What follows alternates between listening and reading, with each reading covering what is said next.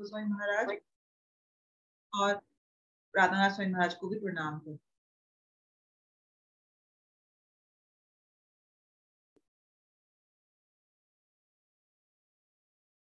तो हम अध्याय 18 पे हैं। इसका शीर्षक है उपसंहार संन्यास की सिद्धि। इसको हमने 6 सेक्शंस में डिवाइड किया था। पिछली बार हमने 1 से 40 श्लोक किए थे और उसमें देखा था कि कैसे कर्म योग द्वारा बंधन से मुक्ति और कर्म के 5 क्या कारक होते हैं और सभी क्रियाएं तथा सभी जीव को गुण नियंत्रित करते हैं। तो हमने बेसिकली उस सेक्शन में ये देखा था कि जो व्यक्ति कर्म योग कर रहा है, कर्म योग का मतलब उस व्यक्ति को अपने कर्म फल से कोई आसक्ति नहीं और वे अपने कर्म को भगवान कृष्ण की प्रसन्नता के लिए कर रहा है। तो कर्म करते हुए भी उसमें अनासक्त भाव है, इसीलिए उसको हम कहते हैं कि वह सच्चा सन्यासी है, क्योंकि उसको कर्म फल से कोई भी आसक्ति नहीं। और ऐसा कर्म करते हुए हम हमारा शुद्धिकरण करते हैं और शुद्धिकरण करने से हमें अंततः बंधन से मुक्ति मिल जाती है। और इस कर्म के 5 कारक होते हैं जो कि हमने बताया था, जैसे कि अगर जीव है तो मतलब लिविंग एंटिटी, उसके बाद हमारा ये शरीर है, उसकी इंद्रियां हैं, फिर हम विभिन्न प्रकार के एफर्ट्स करते हैं, प्रयास करते हैं, वो है, और फिर परमात्मा। तो ये सब चीजें मिलके किसी भी कर्म को करवाती है हमसे। और फिर हमने देखा था कि सभी क्रियाएं, चाहे हमारा ज्ञान है, चाहे वो हमारी धृति है ना, हमारा कर्म है, कर्ता है, ये सभी गुणों द्वारा नियंत्रित होते हैं। इन सभी के अलग अलग गुणों में अलग अलग क्वालिटीज। इसके बाद हम देखेंगे आज कि 41 to 48 में कैसे हम वर्णाश्रम के कर्तव्यों को पालन करते हुए हमारा शुद्धिकरण कर सकते। 49 to 55 में हम देखेंगे कि ऐसा करते हुए हम कैसे ब्रह्मन के स्तर पर पहुंच सकते, और फिर शुद्ध भक्ति, और उसके बाद निष्कर्ष। वर्णाश्रम के कर्तव्यों द्वारा शुद्धिकरण। हाँ, आप लोगों को पता ही है कि हमने 4थे अध्याय में वर्णाश्रम पर यह श्लोक पढ़ा था। चातुर्वर्ण्यम मया शिष्टम गुण कर्म विभागशः तस्य कर्तारम् अपि मां विद्ये कर्तारम् अव्ययम्। प्रकृति के 3 गुणों और उनसे संबंध कर्म के अनुसार मेरे द्वारा मानव समाज के 4 विभाग रचे गए। यद्यपि मैं इस अवस्था का सृष्टा हूँ, किंतु तुम ये जान लो कि मैं इतने पर भी अव्यय करता हूँ। तो भगवान ने वहां बताया था कि इस समाज में जो तुम 4 वर्ण देखते हो और 4 आश्रम देखते हो, ये चारों आश्रम और वर्ण मेरे द्वारा निर्मित है। भगवान ने इस समाज में, इस संसार में एक नियमितता लाने के लिए, एक रेगुलेशन लाने के लिए इन विभागों को रचा गया। और ये किसके बेसिस पर डिवाइड होते हैं? गुणों के पास। गुणों के हिसाब से ब्राह्मण, क्षत्रिय, वैश्य, शूद्र कहलाते हैं। ये नहीं कि कोई अगर ब्राह्मण के परिवार में जन्म हुआ है और वह, उसकी कोई भी गुण नहीं है, वह शूद्र जैसे काम करता है, सब कुछ वह सत्व गुण में नहीं है, तमो गुण में है, तो फिर उसे शूद्र कहा जाएगा। ऐसे नहीं कि उसकी मोनोपोली हो गई कि मैं ब्राह्मण के परिवार में हूं तो मैं। जैसे कि प्रभुपाद ने जो मलेच्छ थे, मतलब जो विदेशी थे, वे सब प्रकार का गलत काम करते थे, है ना, शराब पीना इत्यादि, ड्रग्स लेना। लेकिन जब प्रभुपाद ने उनको भक्ति का ज्ञान दिया तो वह शुद्ध हुए, और शुद्धिकरण के बाद वह ऐसे स्तर पर पहुंचे कि वह तमोगुण से सत्वगुण में आ गए। और जब सत्वगुण में आ गए तो उन्हें ब्राह्मण की क्वालिटीज को अपना लिया, तो फिर हम उन्हें ब्राह्मण कह सकते हैं, वैष्णव कह सकते हैं। तो गुणों के अनुसार, हमारे क्वालिटीज के हिसाब से हमें ब्राह्मण, क्षत्रिय, वैश्य, शूद्र कहा जाना चाहिए, ना कि किसी भी पारिवारिक डिसेंडेंट्स के द्वारा।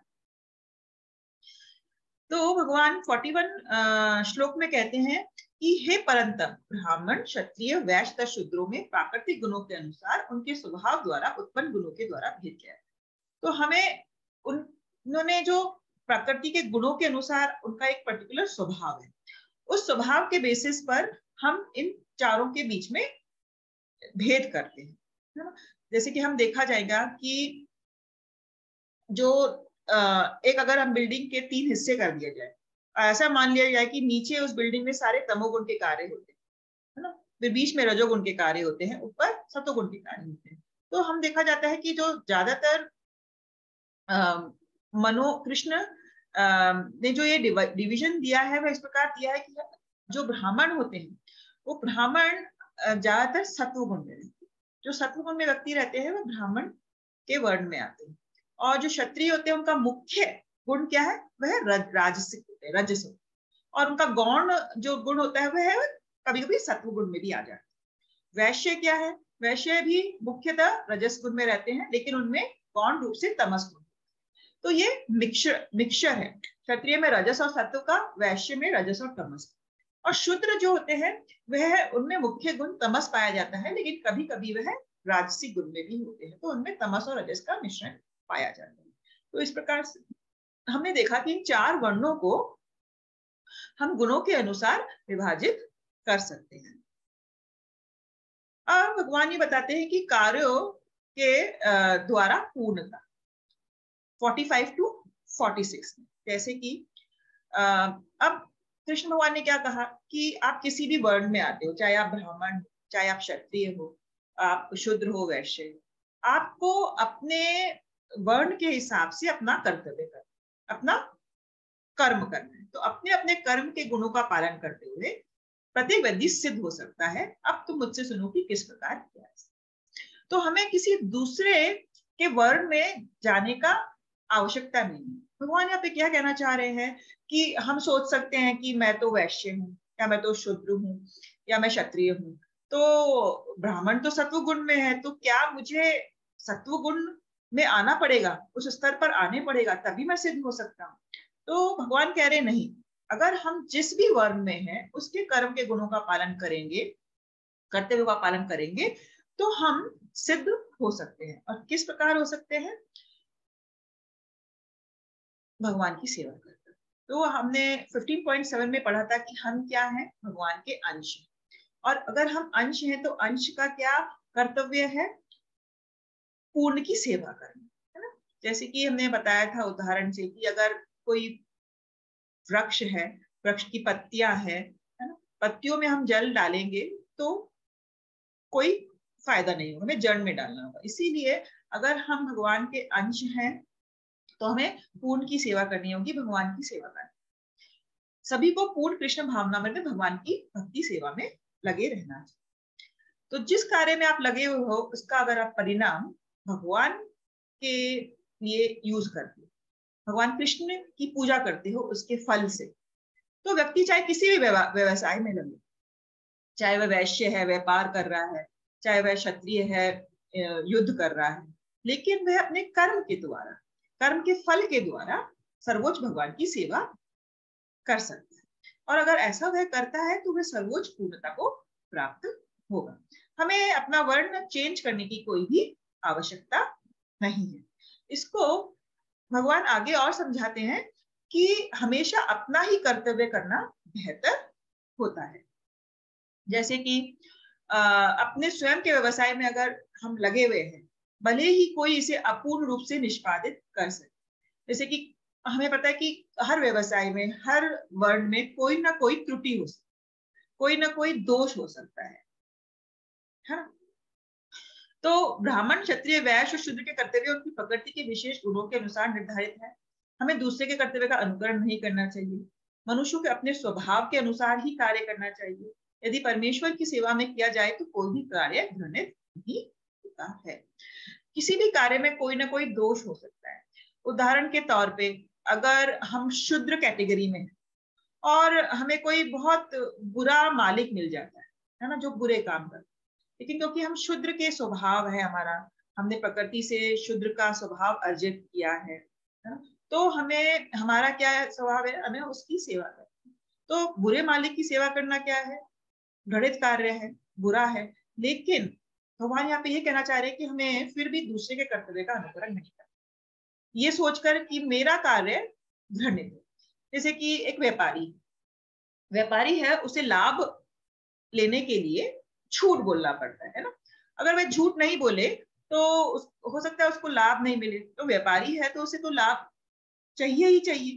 तो वो ये सोचने लगे कि मैंने झूठ बोला और मेरा कार्य घृणित हो गया। तो भगवान कह रहे नहीं, तुम्हें अपना कर्तव्य करना है। अगर उसमें कुछ त्रुटि है, कुछ गलत भी हो रहा है, तो उसका शुद्धिकरण हो जाएगा। कैसे शुद्धिकरण हो जाएगा? अगर तुम उसके कर्म के फलों से भगवान की सेवा करते हो, है ना। क्षत्रिय है, उसे भी युद्ध लड़ना पड़ता है, दूसरों को मारना पड़ता है, लेकिन क्योंकि वह अपना कर्तव्य निभा रहा है। क्षत्रिय का कर्तव्य है युद्ध लड़ना, है ना। जब उसे चैलेंज किया जा रहा है तो उसे युद्ध लड़ना पड़ता है, और युद्ध लड़ना पड़ता है तो उससे हाथ से कुछ लोग मर जाते हैं। तो इससे क्या होगा? उसे पाप मिलेगा। तो भगवान कह रहे हैं नहीं, वह अपना कर्तव्य निभा रहा है, कर्तव्य के फलों को अगर मुझ पर अर्पित करेगा तो उसका धीरे धीरे होगा और वह उच्च स्तर पर पहुंच जाएगा, है ना। और ब्राह्मण में भी कैसे घृणित हो सकता है? ब्राह्मण है, कई बार उनको ऐसे यज्ञ करने पड़ते हैं जिसमें पशुओं की आहुति देनी पड़ती, तो हम सोच सकते हैं कि पशु को तो मारना सही नहीं है, तो ब्राह्मण का कार्य घृणित हो गया।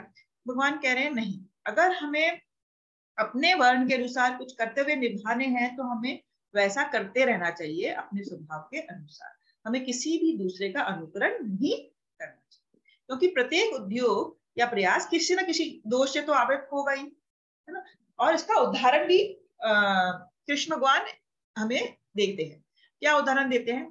कि जब अग्नि प्रज्वलित होती है तो हम देखते हैं उसमें धुआं होती है, साथ धुआं से वो कवर्ड रहती है।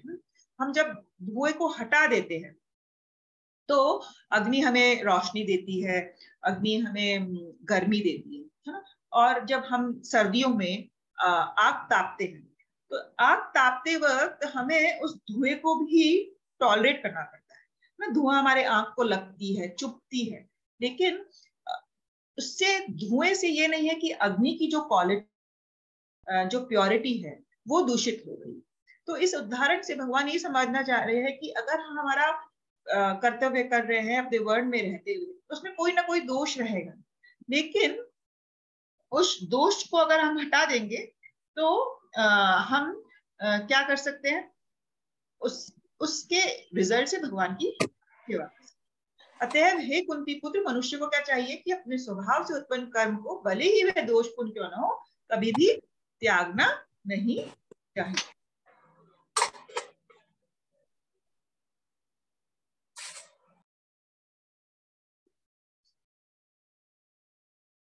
ये सब समझाने के बाद भगवान अब 49 to 55 में हमें ब्राह्मण स्तर पर लेकर आते हैं। अब ये ब्राह्मण स्तर क्या है देखते। इस अनुभव का क्या सार है?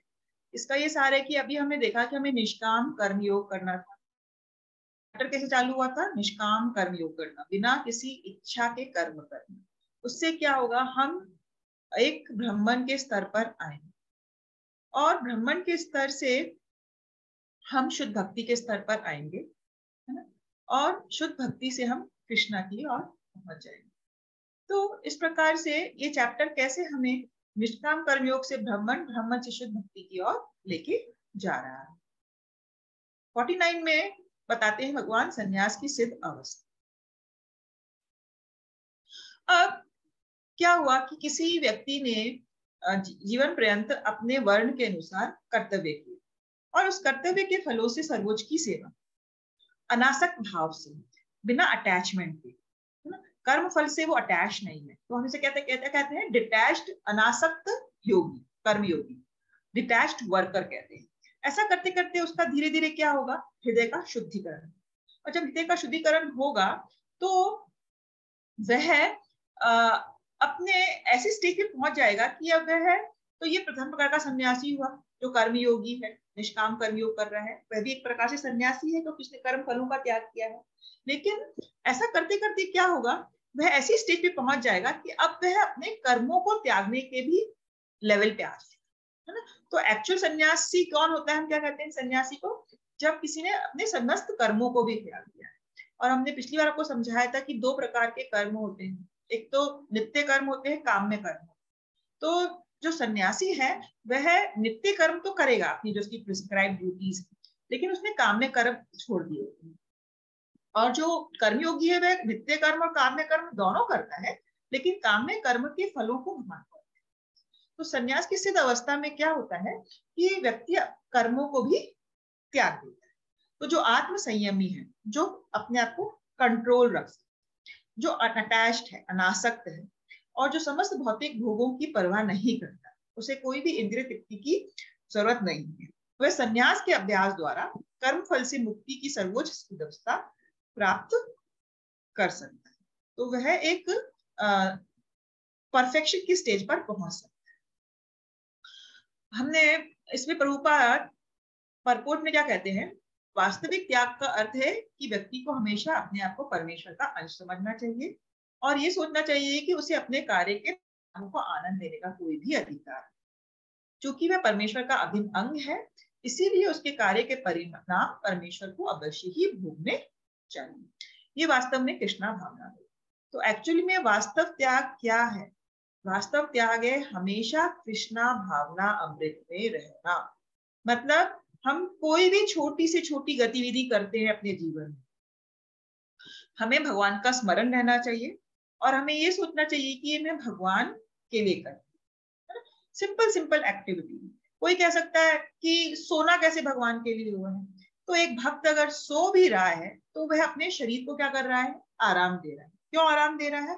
क्योंकि जब उसमें फिर से स्फूर्ति आएगी, वह जागेगा तो एनर्जी के साथ फिर से भगवान की सेवा में लग सकता है। तो उसे रेस्ट देना आवश्यक है। तो इस प्रकार से सोना भी कृष्णा भावना प्रति ही है। आप लोगों को पता है कि अर्जुन जब सोते थे, सोते में भी उनके मुंह से हमेशा कृष्ण कृष्ण निकलता है। तो हम हमेशा अगर भगवान का स्मरण करेंगे, भगवान को याद करेंगे, भगवान की सेवा में लगे रहेंगे, तो हमारा पूरा जीवन ही कृष्णमय बन जाएगा। तो भगवान यहाँ पे यही कह रहे हैं कि यही वास्तविक त्याग। कोई भी गतिविधि, अगर हम सब्जी काट रहे हैं, हम बाहर शॉपिंग करने जा रहे हैं, कुछ खरीदने जा रहे हैं, तो हम ये सोच सकते हैं कि ये इस सब्जी से, फल से मैं कुछ बनाऊंगी भोग, तो भगवान को अर्पित होगा, भगवान ग्रहण करेंगे, उसके बाद परिवार के लोग पाएंगे। फिर आप जाप करते हैं, आप कृष्ण के विग्रहों की सेवा करते हैं, आप कुछ लेक्चर सुनते हैं, आप कुछ गीता पढ़ते हैं, तो ये सभी काम क्या हो गए? कृष्णा भावना। तो ऐसे करने से क्या आपका पूरा जीवन ही कृष्ण के इर्द गिर्द, और उसी को भगवान कह रहे हैं कि वास्तविक त्याग है।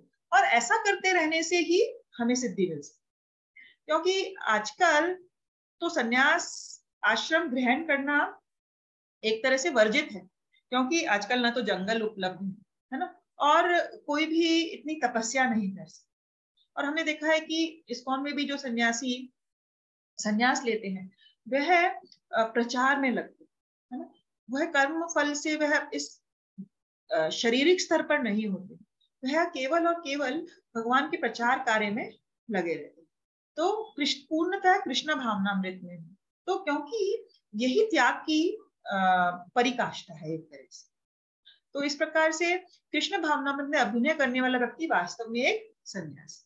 अगर वह भगवान के लिए एक्ट कर रहा है, प्रचार कर रहा है, तो वह वास्तव में एक सन्यासी। जीवन में त्यागी कर्म में एक मन की इस अवस्था को योगारिष्ट या योग की सिद्ध अवस्था कहा जा सकता है। तब हम इस स्तर पर पहुंच जाते हैं तो इसको योगारुष्ट की अवस्था भी कहते हैं। या जैसे कि हमने 6 चैप्टर में पढ़ा था कि 2 लेवल्स होती हैं, योगा आरूढ़ और योगारुष्ट। तो योगारूढ़ में एक व्यक्ति सिद्धि की अवस्था पर है, और ऐसी सिद्धि की अवस्था में वह कैसे एक्ट करता है? सभी कार्यों को समाप्त कर ऐसी पूर्णता प्राप्त करने के बाद व्यक्ति ब्रह्म उच्चतम ज्ञान की अवस्था को प्राप्त कर जाता है।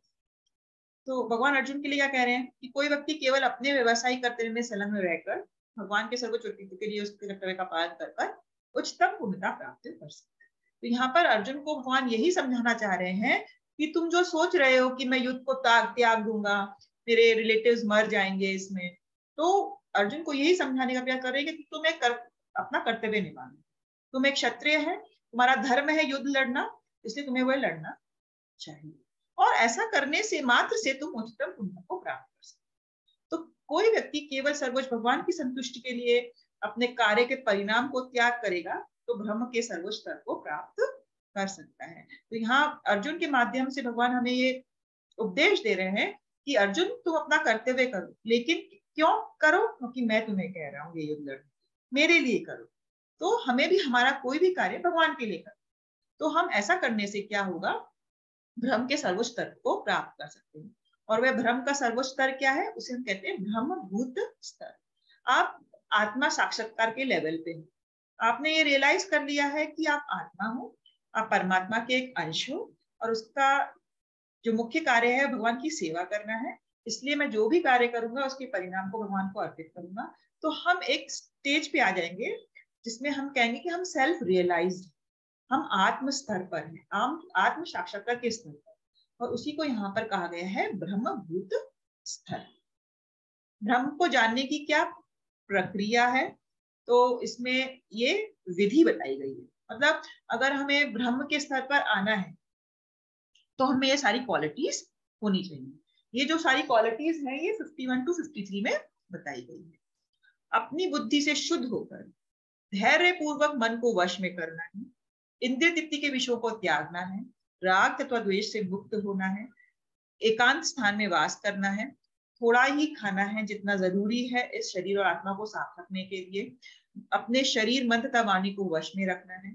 तो हम सदैव एक समाधि के स्तर पर रहते, पूर्णतः विरक्त हैं, हमें कोई मिथ्या अहंकार नहीं है। मिथ्या अहंकार क्या है?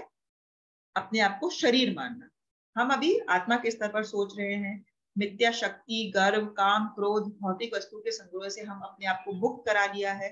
जो मिथ्या स्वामित्व की भावनाओं से भी रहित है वह हमेशा शांत रहे, उसका मन विचलित नहीं होता। हमने पहले भी दूसरे अध्याय में पढ़ा है कि जैसे समुद्र में अनगिनत नदियां मिलती हैं लेकिन समुद्र अपनी उससे डिस्टर्ब नहीं, इसी प्रकार से जो ब्रह्म के स्तर पर है उस व्यक्ति के मन में अनगिनत इच्छाएं आ सकती है ना। इच्छाएं आना एक बात है, लेकिन इच्छाओं पे रिएक्ट करना, उसमें बह जाना दूसरी बात। तो जो व्यक्ति ब्रह्म के स्तर पर है वह उन इच्छाओं के आने पर भी उनसे एजिटेट नहीं, उनसे परेशान नहीं।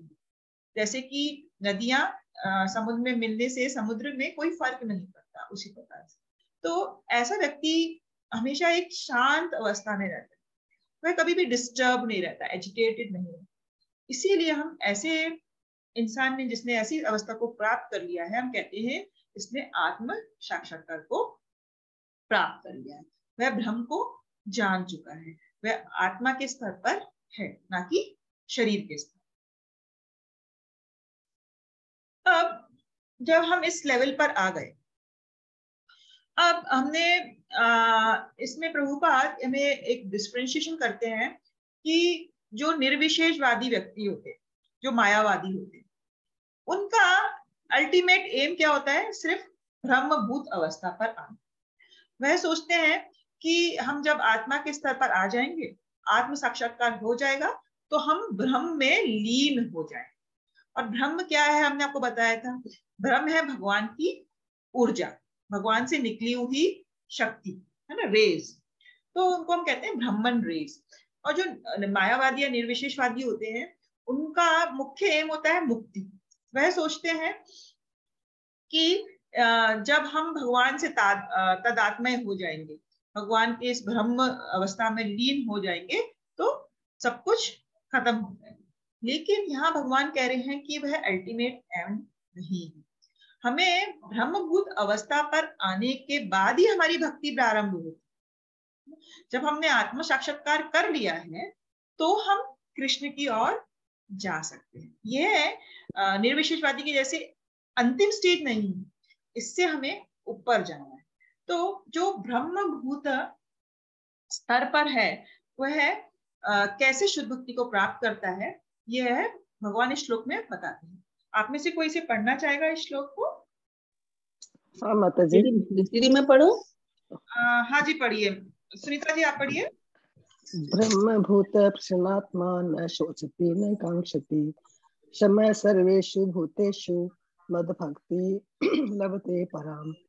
इस प्रकार जो दिव्य पद पर स्थित है वह तुरंत परम ब्रह्म का अनुभव करता है और पूर्णतया प्रसन्न हो जाता है। वह न तो कभी शोक करता है न किसी वस्तु की कामना करता है, वह प्रत्येक जीव पर समभाव रखता है। उस अवस्था में वह मेरी शुद्ध भक्ति को प्राप्त करता है। हरे कृष्ण माता जी। हरे कृष्ण, धन्यवाद। तो ये एक दिव्य पद पर हम हैं। हमने इस स्टेज पर आने के बाद में ब्रह्म स्तर पर हमने आत्मा का साक्षात्कार किया है और हम अब क्या कर रहे हैं? हम पर ब्रह्म का अनुभव भी कर पाते हैं। हम ये अनुभव कर पाते हैं कि परमात्मा हमारे साथ है, अंदर है। और यह अनुभव करने के बाद, ब्रह्म और पर ब्रह्म को अनुभव करने के बाद, हमने आपको इसे बताया था ब्रह्म स्तर क्या होता है। ब्रह्म को कभी कभी आत्मा के लिए यूज किया जाता है ना। और जो निर्विशेषवादी होते हैं वो क्या बोलते हैं, अहम ब्रह्म अस्मि, अहम ब्रह्म अस्मि। वह सोचते हैं कि हम आत्मा है, उस स्तर पर तो है, लेकिन यहाँ पर यह कहा जा रहा है कि हमें उस स्तर से पर ब्रह्म के स्तर पर जाना है। और तब हम पर ब्रह्म का भी अनुभव कर पाएंगे तो हम पूर्णतः प्रसन्न हैं। ऐसा व्यक्ति न तो कभी किसी बात पर शोक करता है, उसे कोई नुकसान हो जाए या उसके घर में कोई आपदा आ जाए, लेकिन वह कभी भी दुखी नहीं होता। वह न किसी वस्तु की कामना करता है। प्रत्येक जीव पर वह संभाव रख पाता है। क्यों संभाव रख पाता है? क्योंकि वह सभी को आत्मा के स्तर पर देखता है। वह डिफ्रेंशिएट नहीं करता कि ये इंडियन है या अमेरिकन है या ये शूद्र है या ये ब्राह्मण, नहीं, वह आत्मा के स्तर पर देखता है। और जब वह ऐसे लेवल पर आ जाता है तो ही वह भगवान की शुद्ध भक्ति कर सकता है, क्योंकि उसे पता है कि जीवेरे स्वरूप होए नित्य कृष्ण दास, भगवान का अंश हूं और इसलिए मेरी जो मेन कार्य है वह है भगवान की सेवा करना। दीदी एक बात पूछूं? हाँ जी। बात ये पूछ रही दीदी, आत्म साक्षात्कार जो कहा गया है कि वो आदमी आत्मा को देखता तो नहीं है, क्या अनुभव करना ही आत्म साक्षात्कार हाँ है? जी, हाँ जी, आत्मा का अनुभव करना ही आत्म साक्षात्कार है। जैसे इसमें लिखा हुआ है ना, परम ब्रह्म का अनुभव करता है, उसी प्रकार से अगर हम जब ब्रह्म का अपनी आत्मा के लेवल पर सोचने लगते हैं, और ये इतना आसान नहीं है, इतना डिफिकल्ट है ना, हम इस जो हमारा ये शरीर है उसको भूल जाए और सिर्फ आत्मा के स्तर पर हमेशा एक्ट करें। हम अभी क्या कर रहे हैं, हम हमेशा हमारी हर चीज अभी शारीरिक स्तर पर है ना। इसीलिए तो हमें अपने आप को आत्म साक्षात्कारी नहीं कह सकते, सेल्फ रियलाइज नहीं कह सकते। सेल्फ रियलाइज उन्हीं लोगों को कह सकते हैं जो कि हम जब शुद्ध भक्त को देखते हैं, हम देखते हैं कि उनकी कार्यकलाप बिल्कुल हमसे अलग है। क्यों है? क्योंकि उन्होंने आत्मा का अनुभव किया है ना, वह ऐसे स्तर पर है, और आत्मा के साथ साथ उन्होंने पर ब्रह्म का भी अनुभव किया है ना। तो हम कहते हैं ना ये सेल्फ रियलाइज्ड है, ये परमात्मा रियलाइज्ड है, और फिर कहते हैं ये भगवान रियलाइज्ड है। तो ये हमारी लेवल्स हैं जहां से हम ब्रह्मन रियलाइजेशन से परमात्मा रियलाइजेशन, और परमात्मा रियलाइजेशन से हम भगवान रियलाइजेशन पे पहुंचते हैं। तो अनुभव कर आत्मा के स्तर पर उसी को आत्म साक्षात्कार कहते हैं। आप में से कोई पढ़ना? हाँ जी दीदी ये बात तो आपकी ठीक है कि, लेकिन जो जिसको जिम्मेदारियां हैं वो तो अभी नहीं अनुभव कर सकता इस बात का, अकेलापन कैसे रहना करना, जब जिम्मेदारियां नहीं छूटती हैं तो घर की। हाँ, तो इसमें यही बताया जा रहा है कि धीरे धीरे हम जिस भी आश्रम में हैं और जिस भी वर्ण में, हम गृहस्थ आश्रम में हैं, हम संन्यास आश्रम में तो है नहीं, हम ब्रह्मचारी आश्रम में भी नहीं है, वानप्रस्थ में भी नहीं है ना। लेकिन भगवान इस चैप्टर से हमें यही समझाना चाह रहे हैं कि जिस भी आश्रम में आप हो और जिस भी वर्ण में आप हो, आप उसके निर्दिष्ट कर्तव्यों का पालन करें। हमें उन कर्तव्यों से भागना नहीं, अपनी रिस्पॉन्सिबिलिटी से भागना नहीं। अगर हमें हमारे परिवार का ध्यान रखना है तो वो रखना है, लेकिन यहाँ पर ये बात जानी जा रही है कि हमें अपने एटीट्यूड को कैसे बदलना है, हमारी मानसिकता को बदलना है, हमारी मानसिकता को शुद्ध करना है, प्योरीफाई। और जो पूरी भक्ति है वो यही प्रोसेस है, कैसे अपनी मानसिकता को हम शुद्ध करें, है ना। मानसिकता को शुद्ध करने का क्या मतलब है कि अब हम जैसे पहले ज्यादा दुखी हो जाते थे किसी भी नुकसान होने से, क्योंकि हम सोचते थे ये मेरा था, ये टूट गया, ये खो गया। अब हो सकता है जब हम इतनी भगवत गीता पढ़ें और भक्तों का संग करें तो हमें इतनी परेशानी नहीं हो उस शरीर से रिलेटेड कोई भी चीज का नुकसान होने से, क्योंकि हम धीरे धीरे ये समझ पा रहे हैं कि ये शरीर नश्वर है, ये शरीर का अंत होगा। मैं एक आत्मा हूँ, परमात्मा का अंश हूँ, मेरा कार्य ज्यादातर आत्मा के स्तर पर होना चाहिए। जैसे कि हमने हमारे जीवन में पहले हम जाप नहीं करते, अब हम 2 घंटे जाप करते हैं, तो वह क्या हुआ, वह हम क्योंकि अपने आप को समझ पा रहे हैं कि हम आत्मा है, तो हम उस 2 घंटे में हम चाहते तो हम घूमने जा सकते थे, हम मूवी देख सकते थे, हम कुछ और कार्य कर सकते थे, लेकिन हम क्योंकि धीरे धीरे डिटैच हो रहे हैं उन सब शारीरिक कार्यों से, हम अपने आप में और दूसरों में अंतर देख सकते हैं। क्यों देख सकते हैं? क्योंकि हमें थोड़ा बहुत तो आत्म साक्षात्कार चालू हो गया है ना। हम पूर्ण स्टेज पर नहीं पहुंचे, पूर्णता की स्टेज पर नहीं पहुंचे, लेकिन हो सकता है 10%, किसी में हो सकता है 20% हो, किसी में 30% हो, लेकिन हमें रुकना नहीं है। इसमें यही है कि हमें प्रयास करना है कि हम 10 to 20% आए, 20 to 30% आए। क्योंकि देखो जिम्मेदारियां हमेशा रहेंगी, हमें हमारे काम हमेशा रहेंगे, और हो सकता है कि हम 24 आवर्स भगवान के स्मरण में या आत्मा के स्मरण में नहीं रह सकते कि हम आत्मा के स्तर पर सोचे। लेकिन पहले तो हम 100% शरीर के स्तर पर सोच रहे थे, आज कम से कम हम 10% तो सोच रहे हैं आत्मा के स्तर पर जी, है ना। तो हो सकता है कि हम अगले जीवन में और किसी हमें ऐसा मौका मिले कि हम ज्यादा सोच सके, हमारा आश्रम हमें ऐसा मिले, हमें वर्ण ऐसा मिले कि हम ज्यादा भक्ति कर सके जी। तो इस प्रकार से धीरे धीरे स्लो प्रोसेस है, लेकिन हमारा एम हमें पता होना चाहिए। गोल ये है कि हमें वो पूर्णता के स्तर पर पहुंचना है अल्टीमेट। आप पढ़ना चाहेंगे मधुर जी? जी मैं पढ़ती हूँ। हरे कृष्णा। हरे कृष्ण। कृष्ण भावना भावित भक्त को न तो किसी प्रकार का शौक होता है, न आकांक्षा होती है कि शुद्ध भक्त में कृष्ण के अतिरिक्त कोई विचार ही नहीं उठते। अतः वह प्रसन्न रहता है। वह किसी भौतिक भोग की आकांक्षा नहीं करता, क्योंकि वह जानता है कि प्रत्येक जीव भगवान का अंश है। अतः वह उनका नित्य दास है। वह ब्रह्मभूत अवस्था है जिसे शुद्ध भक्त सरलता से प्राप्त कर लेता है। उस अवस्था में परब्रह्म से तद आत्म और अपने अस्तित्व का विलय नरकीय बन जाता है। स्वर्ग प्राप्त करने का विचार मृग तृष्णा लगता है, और इंद्रियां विषदंत विहीन सर्प की भांति प्रतीत होती हैं। जिस प्रकार विषदंत विहीन सर्प से कोई भय नहीं रह जाता, उसी प्रकार स्वतः संयमित इंद्रियों से कोई भय नहीं रह जाता। हरे कृष्णा। हरे कृष्णा। तो प्रभुपाद हमें ये एक्सप्लेन करने की कोशिश कर रहे हैं कि जो कृष्णा भावना भावित भक्त है, वह किसी प्रकार का कोई शोक नहीं करता, उसकी कोई इच्छाएं नहीं होती, उसकी एकमात्र इच्छा होती है भगवान को प्रसन्न करना, भगवान की सेवा, है ना। तो शुद्ध भक्त में कृष्ण के अतिरिक्त कोई भी विचार नहीं, और इसीलिए वह एक शांति की अवस्था पर, एक प्रसन्नचित अवस्था पर है ना। आप देखेंगे कि जो भक्त हैं वह हमेशा आपको खुश नजर आएंगे, क्योंकि वो अपने आप को एक लेवल पर पहुंचा चुके हैं जहां उन्हें भोग की कोई इच्छा नहीं है ना। तो ये ब्रह्मभूत अवस्था है जिसे शुद्ध भक्त बड़ी इजीली प्राप्त। अब ऐसी स्टेज पे जब आप हो, रूपात कह रहे हैं कि हमें फिर पर ब्रह्म में तादात्म्य है, मतलब हमें भगवान में मिल जाने की कोई इच्छा है। बस जैसे कि निर्विशेषवादी व्यक्ति क्या सोचते हैं कि हम अपने अस्तित्व का विलय कर देंगे, भगवान में मिल जाएंगे। भगवान ने क्या कहा है हमेशा कि तुम्हारी आइडेंटिटी हमेशा रहेगी, तुम्हारा अस्तित्व हमेशा रहेगा। जब तुम ब्रह्मभूत अवस्था पे आ जाओगे तो तुम अपने ही उस अस्तित्व से मेरी सेवा करोगे। हम भगवान के धाम में ही चले जाएंगे।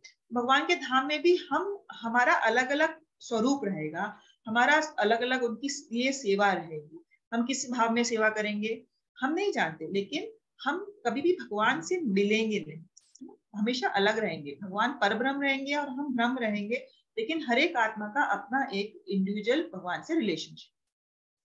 तो जो ये व्यक्ति सोचते हैं कि हम भगवान में मिल जाएंगे, तो ये उनके लिए थॉट है, ये थॉट भक्तों के लिए एकदम से नरक के समान। उनके मन में ऐसा अभी कभी भी थॉट नहीं आया कि अपने अस्तित्व का हम विलय कर दें। स्वर्ग प्राप्त करने का तो उनमें कोई विचार कभी रहेगा ही। और उनकी जो इंद्रियां हैं वह विष दंत विहीन सर्प की भांति, ऐसा सर्प जिसमें विष नहीं है। तो उन्हें कोई भी इंद्रिय भोग की उससे कोई भी डर नहीं रहेगा, क्योंकि उनकी इंद्रियां हमेशा कंट्रोल्ड अवस्था में रहेगी। तो इसीलिए ये व्यक्ति भक्ति कर पाते। आप में से कोई ये श्लोक पढ़ना चाहेगा? मैं पढ़ूं माता जी? हाँ जी पढ़िए। भक्त्या माम विजानाति यावानश्चास्मि तत्त्वतः ततो माम तत्वतो ज्ञात्वा विशते तदंतरम। केवल भक्ति से मुझ भगवान को यथारूप में जाना जा सकता है। जब मनुष्य इसी भक्ति से मेरे पूर्ण भावनावत में होता है, तो वह वैकुंठ जगत में प्रवेश कर सकता है। धन्यवाद। हरे कृष्ण। तो भगवान अब इसमें हमें इन्फ्लुएंस दे रहे हैं, और ये तो भगवान ने भक्ति पूरे भगवत गीता में बार बार, और हम सबको पता है कि 18 अध्याय तो समरी है, पूरा कंक्लूजन है। भगवान ने जो अब तक हमें शिक्षाएं दी है पूरी भगवत गीता में, उनको वापस यहाँ पे रिपीट किया जा रहा है। तो भगवान ये कह रहे हैं कि भगवान को हम किसी भी मानसिक मतलब हम उसे इंग्लिश में कहते हैं मेंटल स्पेकुलेशन कर, उससे नहीं जान सकते, बहुत बड़े बड़े शास्त्र पढ़ने से नहीं जान सकते। भगवान बार बार कह रहे हैं कि केवल भक्त ही मुझे जान सकते, यथारूप, केवल भक्ति से मुझे जाना सास। केवल मनुष्य जब भक्ति में पूर्ण भावनामृत में होता है, कृष्ण भावनामृत, तो ऐसे व्यक्ति को, ऐसे भक्त को ही भगवान अपने गोलोक धाम में प्रवेश देते। तो अगर हमें वापस अपने धाम में जाना है, वैकुंठ में जाना है, गोलोक वृंदावन में जाना है, तो हमें भक्ति करनी। यही भगवान यहाँ पर संदेश दे रहे हैं कि भगवान के धाम जाने का और अलग कोई भी उपाय नहीं है, केवल और भक्ति से ही हम भगवान के धाम को वापस जा सकते। हरे कृष्ण। तो आप में से किसी का कोई कमेंट हो, कोई प्रश्न हो तो हम डिस्कस कर सकते हैं। दीदी एक समस्या है मेरी। हाँ जी। ये है दीदी, बैकबोन के कारण